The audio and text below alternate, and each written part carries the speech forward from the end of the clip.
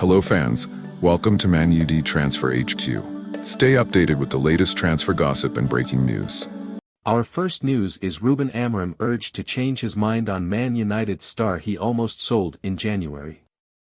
Rio Ferdinand reckons Alejandro Garnacho needs more minutes under Ruben Amorim because he has the potential to produce the goods for Manchester United's blundering attack.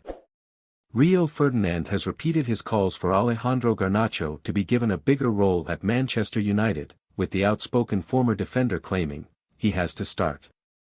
Garnacho, 20, was close to leaving the club in the January transfer window with United willing to listen to offers and head coach Ruben Amorim not appearing certain where the Argentine would fit in his system, but Ferdinand remains a big fan of the forward and reckons he offers a struggling attack enough variety to cause opposition defenses problems.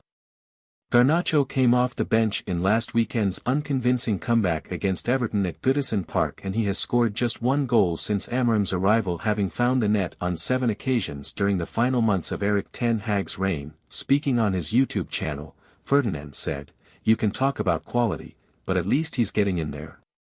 At least he's got the balls to get in the box and create havoc.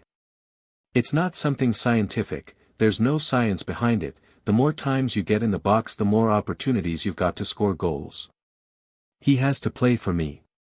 Earlier this month Ferdinand defended Garnacho after stinging criticism from Roy Keane. "I don't think his, Garnacho, stats are unbelievable this season, but in terms of impacting the game and putting the other team on the back foot, he is probably one of the only players who does it in our team," Ferdinand said on his own podcast. "You look at him and say his game isn't 100% clean, but that can be developed.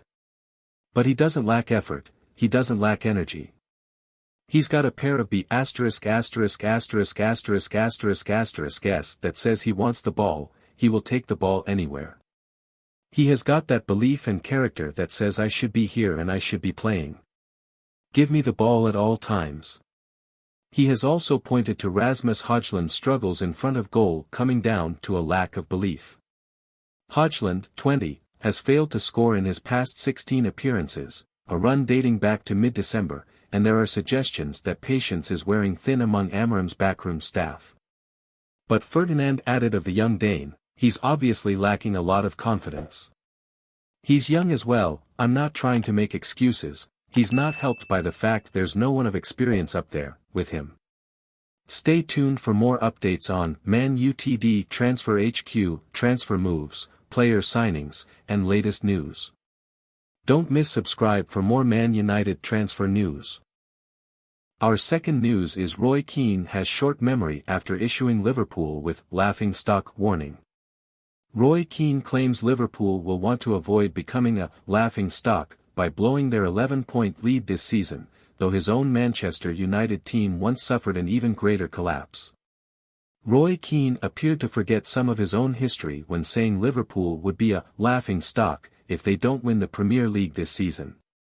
The Reds sealed a monumental victory over Manchester City on Sunday, beating the reigning champions 2-0 away from home to go 11 points clear at the top of the table. Meanwhile, title rivals Arsenal's defeat to West Ham on Saturday all but ended the Gunners' already slim chances of closing the gap. Arsenal still have a game in hand on the runaway leaders. But with just 11 games left to play, Arne Slot's side losing their grip on the title at this point would be humiliating, at least according to Manchester United legend Keane. Speaking on Sky Sports after the win over City, the Irishman implored the Reds to maintain their focus despite their comfortable lead, saying, "It's more exciting for the neutral when it's a bit tight, but when you're in the dressing room and you're that much clear, it's fantastic. You go 11, clear, and a little bit later you want to be further ahead. You have to have that bit of tension in the dressing room saying if you slip up now, you'll be a laughing stock." You look at the players getting interviewed afterwards and they are probably low-key about it, but in the dressing room you know what a big result this is. Keane seemed to forget that he captained a Red Devils squad that once blew a 13-point lead in the title race. By December of the 1997-98 Premier League season, United had built the huge lead on rivals Arsenal due to the Gunners' rough patch from mid-October onwards, yet, Arsene Wenger's side went on a miraculous run after Christmas, not losing from that point until their final 2 games of the season. United, meanwhile, suffered a torrid run after Boxing Day, though they were still 12 points ahead as late as February, the stage Liverpool are at in the current season. They would lose a decisive fixture to Arsenal at Old Trafford in March, which played a key role in the trophy being snatched away from them by a single point come the end of the season. To this day, the 13-point lead lost by Sir Alex Ferguson's side remains an unwanted record. In fairness to Keane, he suffered an ACL tear in October that season which would rule him out for the remainder of the campaign, meaning he specifically had no part to play in United's meltdown. Yet the embarrassment of that season was such that Ferguson even briefly quit his role as manager. Stay tuned for more updates on Man Utd Transfer HQ, transfer moves, player signings, and latest news. Don't miss subscribe for more Man United transfer news. Our third news is Ruben Amorim responds to latest Man United job cuts as Sir Jim Ratcliffe set to axe 200 staff. Manchester United have announced another 200 redundancies as Sir Jim Ratcliffe continues his cost-cutting program at Old Trafford, with Ruben Amorim now breaking his silence on the news. Ruben Amorim has reiterated his determination to turn Manchester United around on the pitch, against a backdrop of savage job cuts off it. United, currently languishing in 15th place in the Premier League, announced up to 200 new redundancies this week, on top of the 250 job cuts last summer.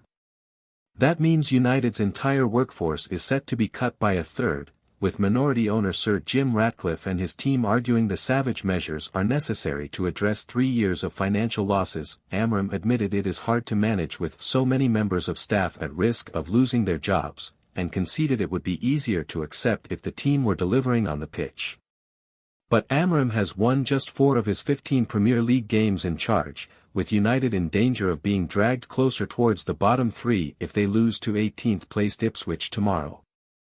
It is clear we have to address all the problems in the club, said Amorim.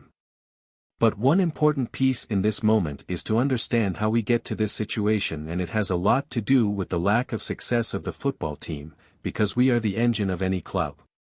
I want to improve the team. It's always hard.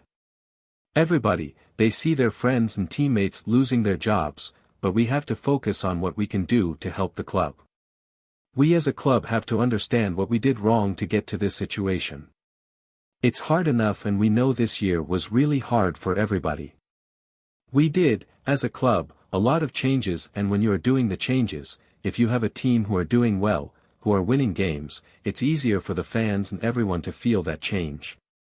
But at this moment we're in a difficult period inside the club and the pitch, so we have to fight against this feeling and do our job, and we try our best to help the team to perform better. Reflecting on United's 2-2 draw at Everton on Saturday, in which they came back from 2-0 down after a dismal first half, Amorim acknowledged his players must play with greater desire and intensity. It's hard when we see the game, and the players know, and we know we have a lack of intensity, said Amorim. We improved, not a lot in the second half, but we didn't lose so much possession without pressure, we were more aggressive, we changed a bit of the energy in the way we play football. So I understand all the criticism. Since I arrived, when I took the job, I expected to win all the games at home. The supporters are amazing and you don't feel it, extra pressure. Stay tuned for more updates on Man Utd Transfer HQ, transfer moves, player signings, and latest news. Don't miss subscribe for more Man United transfer news. Our last news is inside Jamie Carragher vs Rio Ferdinand, AFCON row, clown, digs, Cristiano Ronaldo spat. Jamie Carragher and Rio Ferdinand have clashed on social media various times in recent years, and Monday saw a fresh row following the Liverpool legend's comments on the Africa Cup of Nations. Liverpool legend Jamie Carragher's controversial comments on the Africa Cup of Nations have escalated his feud with ex-teammate Rio Ferdinand. Carragher and Ferdinand, who locked horns in the Premier League while representing rivals Liverpool and Manchester United, played alongside each other for England during the 2000s, competing for a centre-back spot. But there's been no love lost between the pair since moving into punditry. Their latest spat came on Monday following Carragher's comments about AFCON and how they'd affect Mo Salah in his quest to win the Ballon d'Or. The former Liverpool defender was attempting to make the point that the tournament wasn't a major one in the eyes of voters, and that other players from weaker footballing nations have had to rely on their achievements at club level. Ferdinand acknowledged that many fans would agree with Carragher's comments but labeled those people ignorant. That comment is representative of the majority of people out there. I think it's an ignorant thought process, Ferdinand claimed on his YouTube channel. If you go to Didier Drogba, Samuel, Eto'o, Riyad Mahrez, Salah now, they'll say, we have to win this. Yes, it doesn't get backed like the Euros investment-wise, but that doesn't mean you have to devalue it. It's a continent of huge power that contributes to European football massively. It should be respected more than it is. I understand what Jamie's saying, but I don't agree with it. That's a majority view and it's not right. What Jamie's saying, and he's right, if Salah won AFCON, it would have no bearing on anyone's voting on the Ballon d'Or, and that's wrong. That was one of the parts he was arguing about. Ferdinand shared a clip of the video on Instagram and Carragher replied, I didn't say that, you clown, stop playing to the gallery like you always do. In response, Ferdinand said, you've had a bad couple of weeks. Miles, Lewis Skelly and Pep Guardiola. That isn't the first time that the pair have clashed on social media, and the word clown has been thrown about before. Whose side are you on, Jamie Carragher or Rio Ferdinand's? Have your say in the comments section. In May 2023, as Inter Milan beat City rivals AC in a Champions League semi-final first leg 2-0, Carragher criticized Ferdinand's opinion over a penalty decision.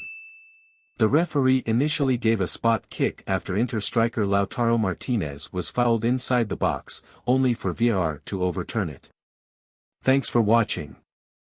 If you enjoyed the video, make sure to hit that like button, subscribe to Man Utd Transfer HQ, and turn on notifications so you're always in the loop with the latest transfer news and rumors.